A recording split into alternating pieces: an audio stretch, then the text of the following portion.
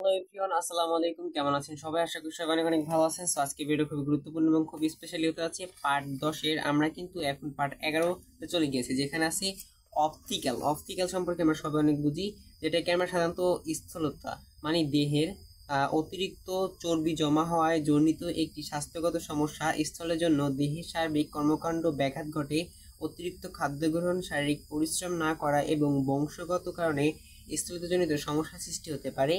স্থূলতার জন্য দেহের বিভিন্ন রোগ প্রকার বেড়ে যায়, এমনকি হৃদরোগ, ডায়াবেটিস, ত্বচান্নতা, উচ্চচাপ ও ক্যান্সার, আর্থ্রাইটিস ইত্যাদি। বডি ম্যাসাজ এবং ইনডেক্স সহ আরো বিভিন্ন ধরনের আপডেট এবং এরকম অনেক খাদ্যদ্রব্য দেখা গিয়েছে।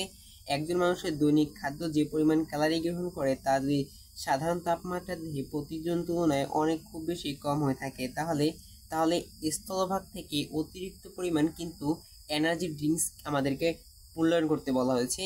দেহের মোট অনুযায়ী উচ্চতা বর্গ দিয়ে ভাগ করে মানুষকে বিএমআই নির্ণয় করা হয়। এক্ষেত্রে ওজনকে কেজিতে, উচ্চতারে মিটার হিসেবে গণ্য করা হয়। অর্থাৎ বিএমআই সাথে বা দেহের সংযুক্ত সাথে সূত্রটি হলো অনেকটা ওজনের সাথে সাথে এগুলোকেও আপডেট করা হবে এবং সেগুলো নিয়ে আমাদেরকে অবশ্যই সতর্ক থাকতে হবে।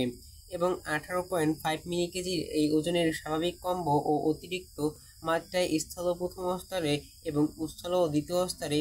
এবং এছাড়াও কিন্তু আপডেট নিয়ে আমাদের সবসময় সাথে থাকতে হবে, যেরকম বিআইএম বডি মাসের 18.5 কেজি মিটার, 18.5 থেকে 24 থেকে 9 কেজি মিটার, এবং 25 থেকে 29.9 কেজি মিটার, এবং 30 থেকে 34.9 কেজি মিটার, এবং 35 থেকে 39.9 কেজি মিটার, অ্যান্ড 40 কেজি থেকে মিনিমাম স্থলে তৃতীয় স্তরে রয়েছে।